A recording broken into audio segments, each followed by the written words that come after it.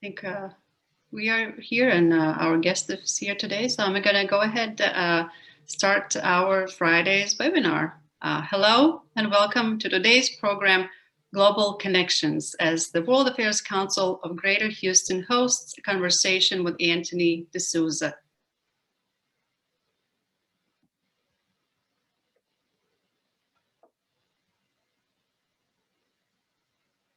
Safe and being healthy. And I'm sure you agree that now more than ever, it's important to stay informed about what is happening not only in our city, but around the world. The World Affairs Council of Greater Houston brings foreign experts right into your home. And Antony is one of them. Antony, welcome. Good afternoon, and thank you for the opportunity, Sandhya. It's my absolute pleasure and honor to host you today. Let's start with important things. How are you, your family, and the team of DNVGL currently doing? We're all doing very well, Sandhya. As like many other companies, we're all working from home.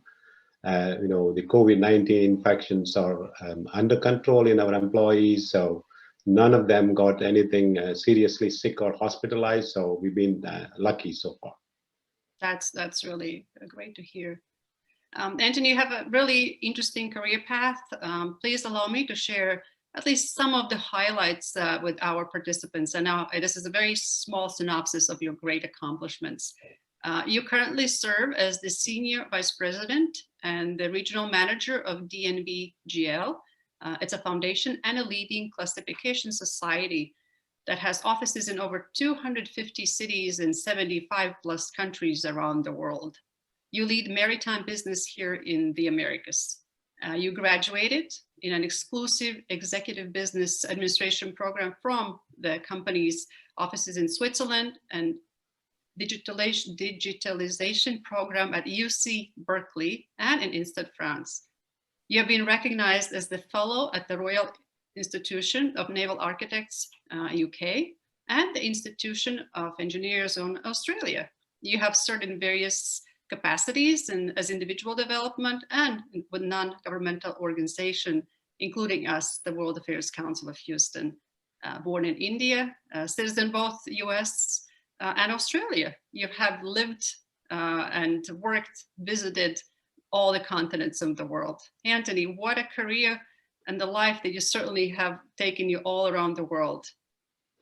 That was a very generous introduction, Sandhya. I've been very lucky. Thank you. Yeah, previously you have really shared your personal journey of coming here to United States. Might I ask you that you share some of the highlights with our viewers? Sure. I was born in India and then migrated to Australia back in the early 90s.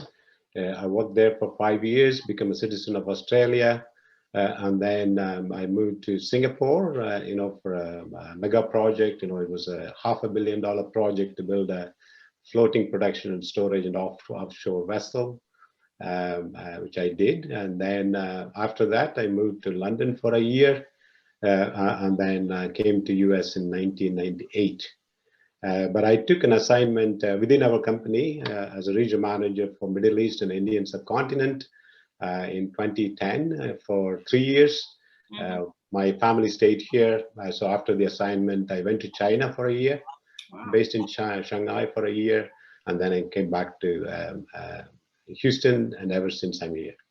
Wow, I guess that you've been in every continent possible. Your corporation is a globally leading quality assurance and risk management company. As I mentioned, with such a global reach and over 100,000 customers across maritime, oil, gas, energy, food, healthcare industries, as well as a range of other sectors. How did your personal path lead to DNVGL, or was it that DNVGL found you? How did that happen?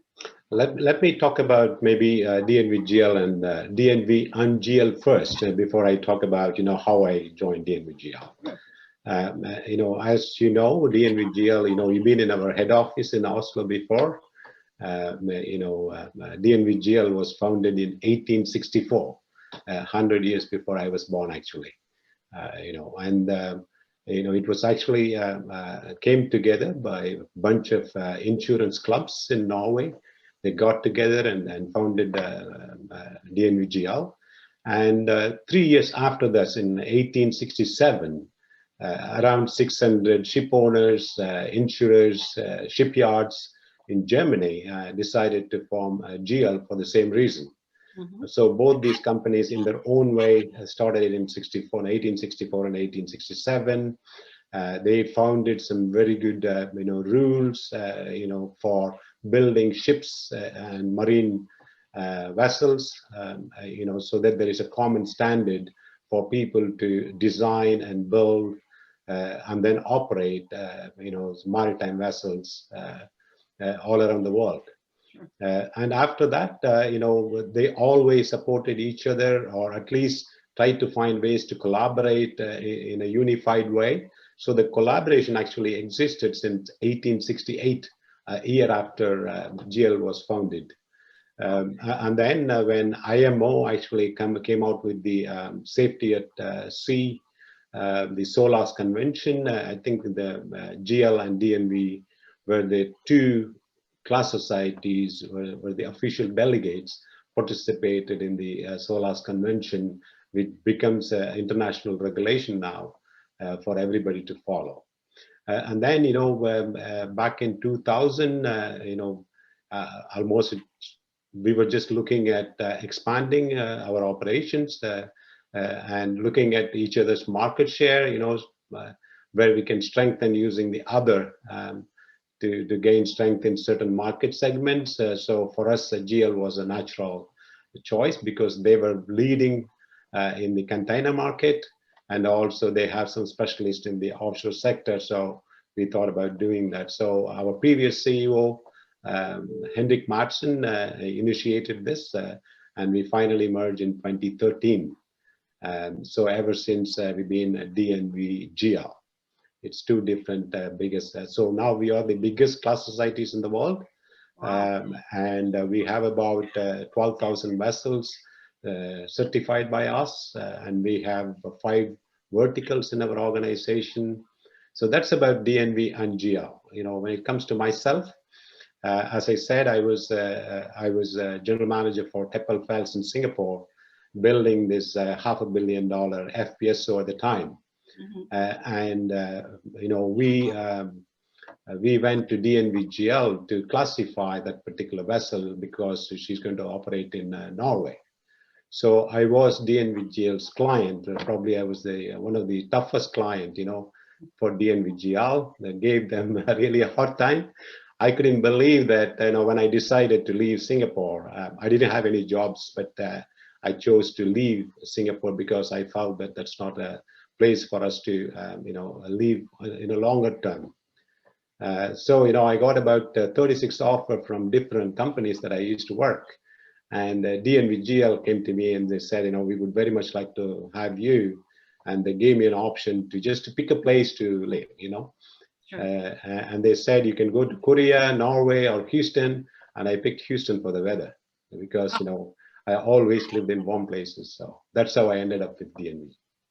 Wow, what a story. In preparation for the dialogue, I had also looked into some points that you brought up from the history, and really it's a corporation that is so rich and more than 100 years of history. If I may bring up, this is, I find an interesting fact, and it was an unfortunate situation, of course, in 1912 with Titanic. That's when brought the safety at sea very much at the forefront of the public concern, and the International Classification Societies obviously played a very important part in this discussion, and representatives from DNVGL, we are actually the only official classification industry delegates at the adoption of these conventions. So it's quite a, you've very rich history and certainly knowledge of the market. Completely not related, but related. Do you know why vessels are referenced as a she versus it or a he? Again, it's the same with even airplanes. I don't have a right answer. Yeah. But I know that it's done with a lot of respect. That's what I was told. So yeah, it's quite interesting for sure. In your current role at the corporation, would you share with our participants what are your primary roles? Yeah, as I said, DNVGL has these 5 different verticals. Maritime being the foundation of DNVGL. That's one of the biggest vertical that we have. And then there is another one called energy, focusing on utilities, energy transportation, cleaner energy, and those kind of things. Third one was the oil and gas, which will kind of merge with energy in the new strategy period going forward. That's the third vertical. And then there is another one called business assurance.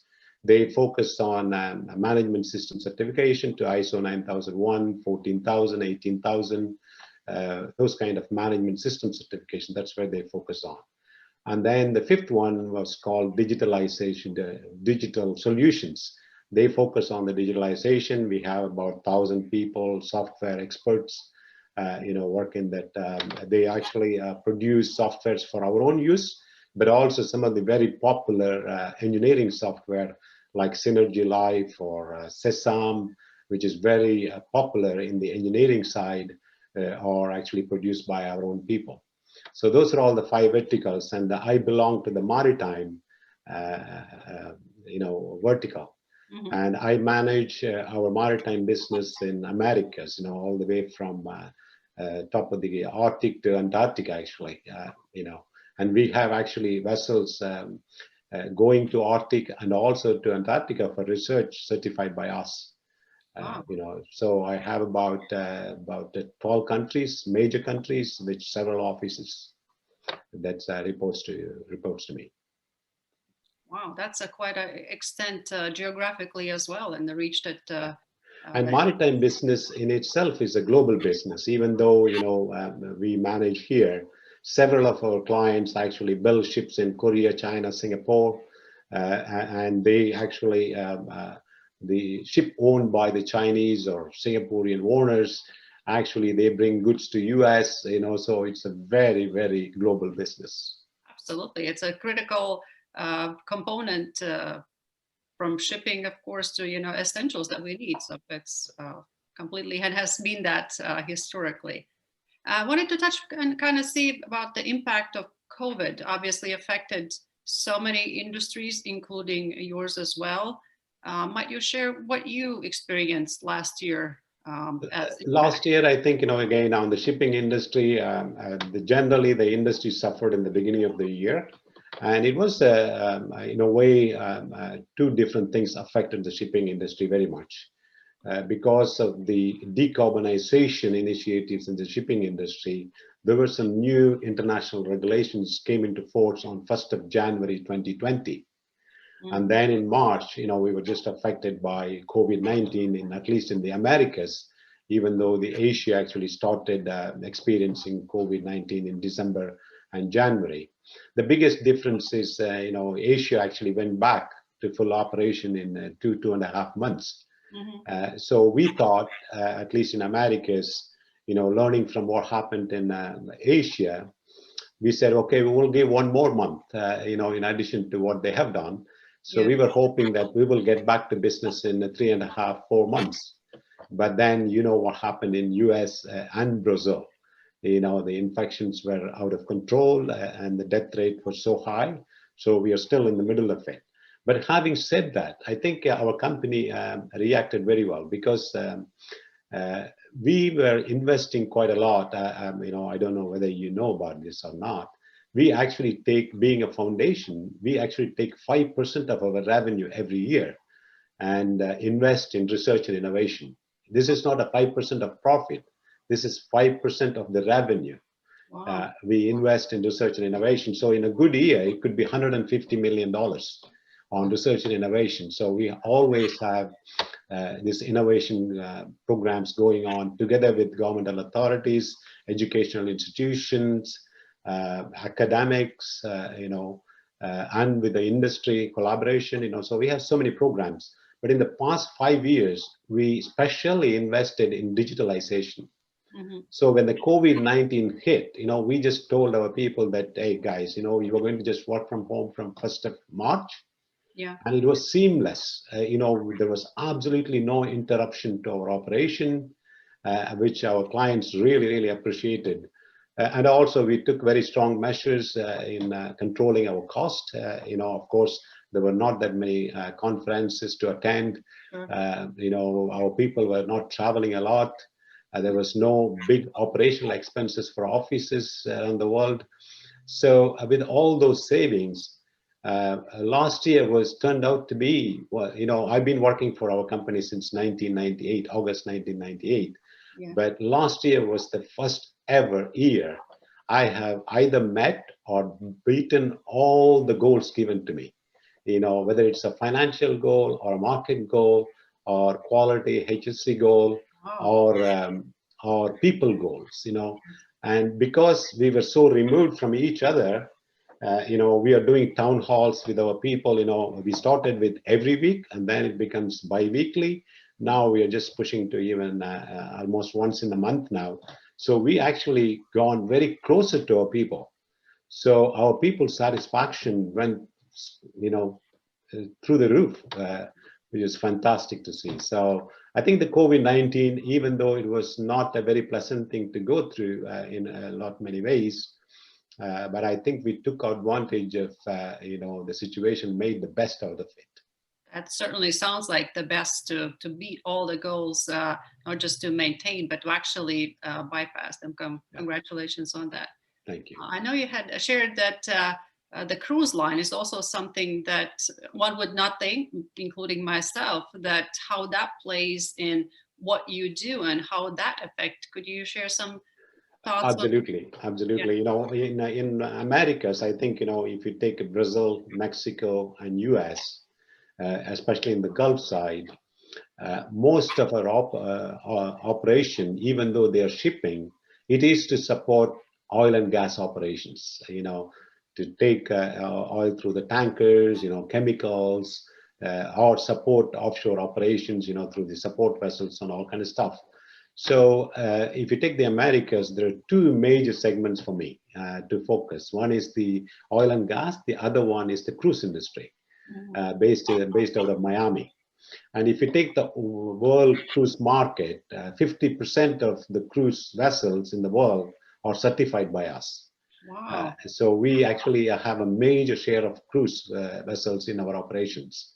So, oil and gas, as because of the supply and demand, it's been struggling since 2015, 2016, and it's really gone worse with the pandemic. So, oil price just, went up to negative dollars, in the beginning of 2020, which we have never seen. Yeah. So oil and gas industry, especially the drilling side, there are so many drilling operators filed for bankruptcy, and they are still in Chapter 11. We hope that they will come back strongly out of these Chapter 11 things. But on the cruise industry, from 1st of March, it just went from one of the flourishing industry to industry that makes not a single dollar. So you can imagine the impact of that. Some of the companies actually at least $10 million a week to keep these vessels operating when they are not actually making any revenue at all.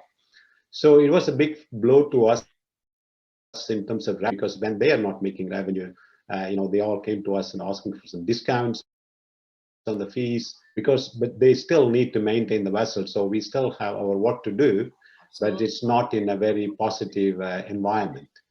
But one thing that we actually turned around is, what we can do for the cruise industry. As I said, the business assurance business in DMGL, they have some healthcare specialists, and they actually certify 600 hospitals in the United States. Oh. So, and of course, because of the pandemic, they were not doing any audit. They are not allowed to go to the hospital. Sure. So we were looking at, how to use these people. So with the need in the cruise industry, we took the people from the cruise expertise and also these healthcare experts, and we came with the program called Certification of Infection Prevention, which is going to be almost a mandatory requirement before they sail again. So we managed to get some $10 million worth of projects out of this. So that was another good story. It turned out to be a good story for us. And this is not just a one-time business, they have to maintain this over a period. So this is kind of a recurring business for us in the future as well. And it's a very value-adding business with the right expertise. I think only DNVGL can provide that kind of services. That is another fantastic story of how you pivoted, accepted, and incorporated, and you grew. So again, a lot of points that you referenced earlier, and again from research, so you really are one of the leaders of constantly moving ahead, looking what's ahead, what trends you need to be, forecasting for. And as such, you as an organization publish these annual documents for public and different industries. And one of them is Energy Transition Outlook, which is independent model-based forecast of the world's most likely energy future through 2050. 2050. There are some points that you would like to share. I also have some comments that I've come across. I found it extremely valuable. Absolutely, Sandhya. I think we are very excited to publish this document on a yearly basis. We update and issue a revision. The last one was issued, I think, in September. And I really encourage the listeners and the viewers here to go to our website and just get a copy, because whether it is your career or your children's career, it's going to be affected by this in some way. Yes. So if you really want to see where exactly your children need to work, it gives you a very, very good insight, for people to look into. And of course, we predict the energy demand, even though the population growth is going to continuously grow, and the industry outlook is going to be positive, over several years.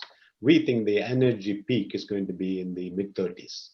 After that, you can see the curve actually diversify.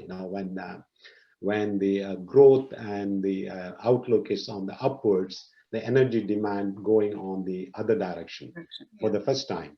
And also by 2050, we predict 50% of the world energy demand will come from oil and gas or fossil fuels, which will be reduced from about 90% now to about 50%. And out of this 50%, we are predicting that the gas will play a major role. At least half of that will come from the gas. So the oil has very limited potential beyond 2035. Gas still has a lot of potential. So this is a very, very interesting document. Of course, a lot of companies produce this kind of documents. You can see that oil companies producing this document, and of course, even though they do a very good job, there is always a little bit of suspicions of bias, because of the business they do. Whereas we, being an independent foundation, we don't have anything. Our aim is to put a very independent opinion out for everybody to read and use. And I have seen several boards of the companies actually look this, for the strategy outlook and things like that. In fact, I got several requests from the companies, to invite our CEOs or group CEO to the boards to give presentations and listen to them. So it's a very, very popular document. Absolutely. And one of the initiatives we also heard more and more with the change of the administration here, a lot of focus on electric vehicles. And I saw that already referenced in your report way back, and it very much aligns. What we are hearing is the mid 30s, it's probably will be all electric. So it's you're quite I think China made that call. I think it's in 2035 or something. They don't want to see any fossil fuel cars. I think India will make that call very soon. And and these countries with so much of population, and they are known to actually leapfrog progress. We go from cell phone model to cell phone model, to get to somewhere in steps. But these countries, they just leapfrog. They didn't have cell phone 15 years ago. Now everyone has a cell phone. So they can actually make a decision. And I think with so much of population, when they make those kind of decisions, I think it's going to be a good for the rest of the world. And as you mentioned, we are a technology companies, and we have a very good reputations in the world. We have delegation from more than 130 countries, governments that delegate their authorities to us to issue certificates on their behalf. And also for in any industry that we work on, if they are producing something new and if it's a serial number one, they want that to be certified by DNVGL because they know that that seal of trust carries so much of weight. Absolutely. One interesting reference that I noticed also in the Outlook looked at COVID-19 impact, and they were saying that COVID-19 hastened the decarbonization milestone from 2019, where 2019 will be noted as the peak for CO2 emissions. And then we've reached this 5 years earlier than the pre-pandemic forecast. So COVID really stopped so much of it that the 5 years what we were able to save. But however, it does state that we need to repeat, Yes. the 2019 extraordinary emission reduction every year till 2050 to reach the Paris Climate Accord. So we still, as we go back the way, we still have to be very cautious of how we go back. Yeah. As I said, in the maritime industry, our focus, at least from the verticals that I'm working in, is two things. One is decarbonization, other is digitalization.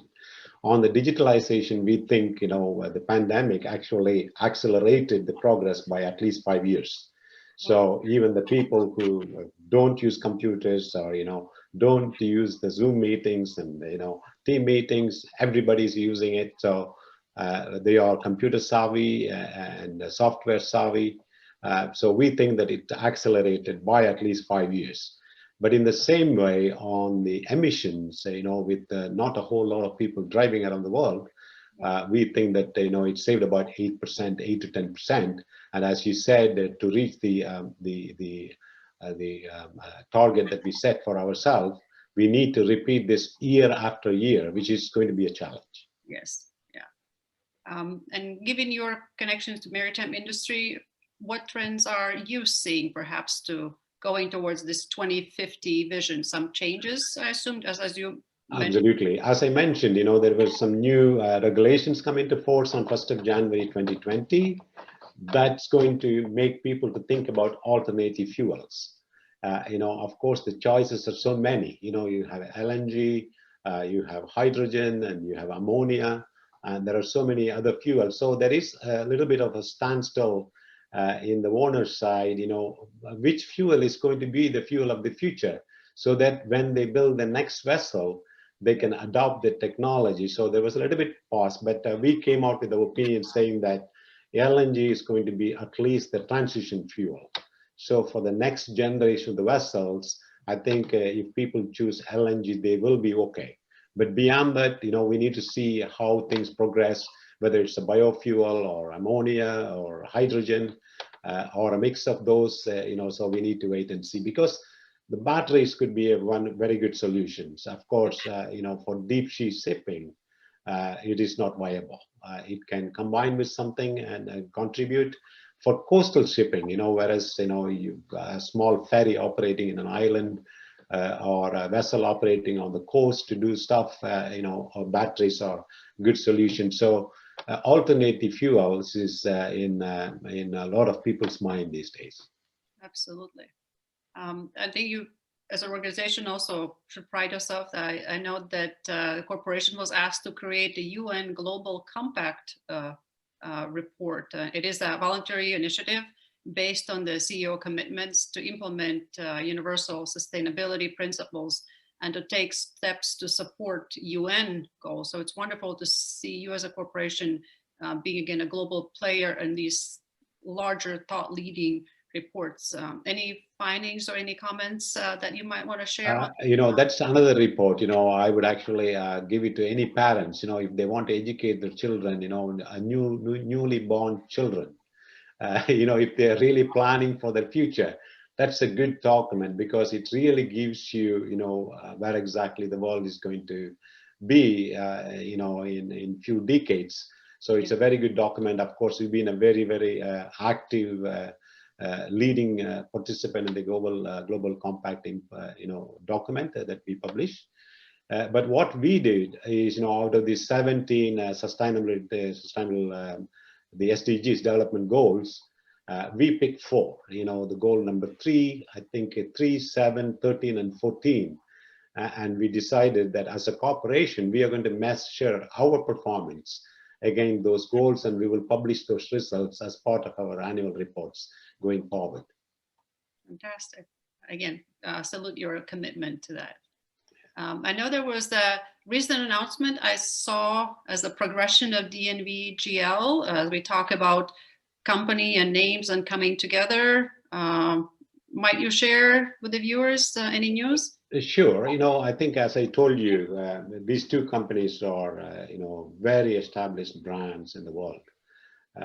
So when we actually merged, we thought about actually picking a 3rd name, not DNV, not GL.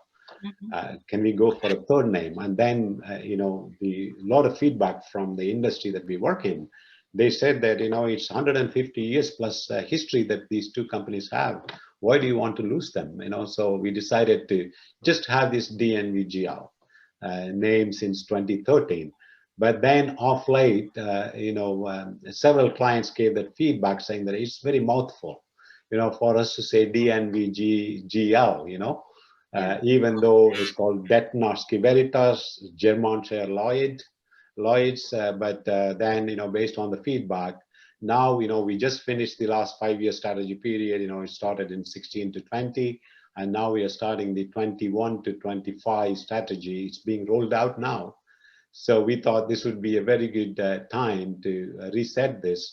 And of course, we really want to make sure that the legacy GL customers are not upset about it. So we consulted with them. And they said that please go ahead, and just to simplify, now it's going to be from DNV, and that will be effective 1st of March, which is on Monday. So, wow, that's really what a timely discussion. Yes. But again, it's a progression, it's growth, and it's listening to clients, and that is certainly very important. Education, as you very, very well know, Antony, is a very important mission of the council, and we very pride ourselves in educating anybody and everybody in Greater Houston area and beyond, from middle school to high school to universities, and till one is willing and ready to participate with us. And we are active participants in area high schools. We establish World Affairs Councils in schools. We call them SWACs, Student World Affairs Councils, and we have very intense group, excited group of really fun individuals that participate with us. And I had asked some of those students to submit questions in advance, so I can go ahead and pose them to you. So some of the following questions will be coming from the students. One of them is, if you could provide your young self with advice, what would it be? Perhaps some lessons learned. Very good. First of all, I'm a great supporter of the Council's education program. As you know, I've been in the board of the World Affairs Council since 2008 in one way or other. So, you guys do a fantastic work on that front. I've been to colleges and schools, to introduce some of those programs in the past. So, a lot of good work that you guys are doing. So please continue to do that. And we will find a way to support that as well, from DNVGL. Just on, any advice, if I just go back and think about, speaking from my own experience, I'm not an expert on giving advices, but because you asked, I would always say that, if be curious, don't limit to your area of study. Study anything, read anything that you can get your hands on, because it really widens your perspective. So just be curious. Our CEO says this all the time to our employees. Be curious, ask questions. That would be the first thing that I would say. The second thing is, you make the first move. Don't wait for others to come to you. In my opinion, that proactiveness is very, very important, because for people like us senior leaders, you don't really offend us at all. We have a lot of tolerance for young people, young mind. So you don't have to feel that, am I going to be stupid in asking this question? Or how I'm going to be perceived? You should not think about those kind of things at all. Make the first move. And if it's the right move, people will embrace you. And, when I go into meetings, I always look for, where is that 1 or 2%, per person just raise their hand and ask questions, when everybody choose to keep quiet. Yeah. Why these 2 people are asking questions, and you can see when, if there is a protest or gatherings, there is one guy who jumps in and start giving instruction to the rest of the people, and I always think about what exactly that caused people to do this, because they really want to lead, they want to learn, and they want to experience. So that's the kind of things, we leaders look for in young people. The third one, my advice would be that, especially when you graduate from school, take the first opportunity. Don't look for the plum, very good, high paying, or the one that you like. If you put too many criterias, you will lose that experience, that you're going to get from the first job. Take anything that comes across your way, jump on it. Once you are there, it's going to expand your horizon. You're going to find out, how to do things better. You will find your way. So don't be too choosy in taking your first job. Wonderful. Well said. Um, this is more customer and interacting with the client related questions. What are your 2 or 3 simplest guidelines for interacting, getting to know someone? As you may have noticed, I'm not a very good public speaker. I don't do a very good job in conferences or meetings, so I'm not known for public speaking. Yeah. But the one thing that I always worked for me was able to connect with people on one-on-one, because I just genuinely interested in others and genuinely interested in solving the problems. So once people see that you are very genuine, that they can trust, and you are actually interested in their problems, then they really, you get along with them very quickly. So the trust plays a major part. You don't want to fake your way. You don't want to make false promises. Several things, I used to go into board meetings, and based on what we say, I used to get some really good offer saying that, hey, this is the problem that I have. Can you please do this project for 600 people, 700 people? And of course, it's a very good opportunity for us, for anyone. But we come back and we just look at this, and then once we figure out we are not the best one to do this, so I will be the first one to go back to my client and say that, thank you for the opportunity, but we are not the best people to do this. You need to go to someone else. And that kind of trust and openness, Yeah. very much appreciated by people. And also the second thing is, irrespective of whether they are CEO or president, we have interacted with so many people in the council, secretaries and all kind of congressmen, senators. I have interacted with kings and princes in different places. They're just ordinary people. When you get to see them, they're exactly like us. The problems that they have are very similar to that we have. They have problem with their children, with their wife, planning their social activities, simple things. So once they see the genuineness, people will easily connect. Wonderful. Well said. And the question is about balance. We always talk about work-life balance. And I know that you work because of your type of job that you have, and vessels don't stop because it's 5 o'clock somewhere and don't sit there on anchor till 9 o'clock in the morning. So I know you are called on various days and times of the hour and the day. And how do you find balance in your daily, weekly routine? Are there some hobbies perhaps? Yeah, I was not very good to start with. I used to overwork, do everything myself because, you are a perfectionist in some way. If someone does some work, you think that you can actually do better and more perfectly.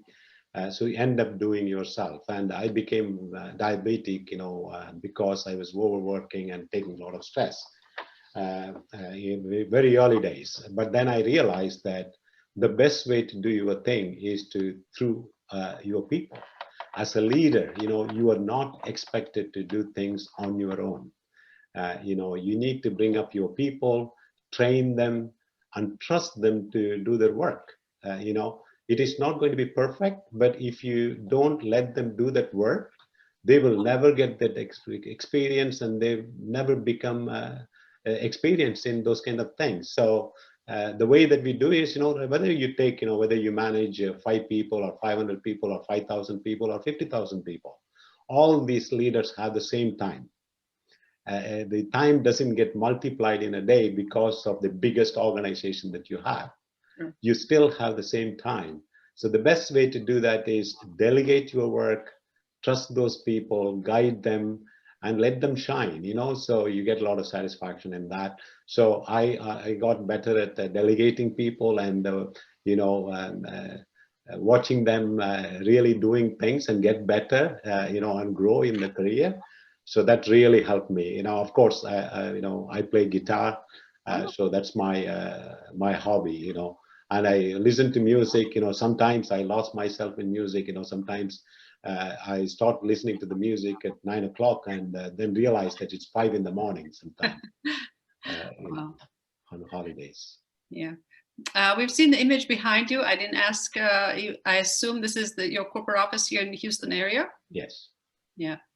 And I wanted to express, and as a way of also thanking you and for today's dialogue and cooperation, that you were so important in making the opportunity happen for us. It was years back. I had a chance to lead the World Affairs tour into Norway, and your offices, your colleagues were so generous in hosting us in your corporate offices. And when I say corporate offices, it's completely not what we expected. It's just this beautiful villa that it's located on a property, and just took us back into 100 years back with the fine china and the artwork of various vessels. So it was very memorable, and it still is one of the highlights when the group meets and sees each other and remembers that warm welcome. So thank you for you and DNV again for that. Thank you for visiting our office. We take a lot of pride in that villa, in giving tour of that villa. So with that, Antony, I'm going to say thank you today for your valuable input, for timely discussion on global conversation here, of how it's, again, from the Vision 2050 to different reports that your corporation participates, wonderful initiatives that it's leading us to a better world and to better citizens, and the global part that we each play in it. Thank you, Sandhya. Good luck with all your work in the council. Hope to see you soon. Wonderful. Again, wishing everybody happy weekend. Thank you, everybody, and we'll be looking forward to welcoming you at another session.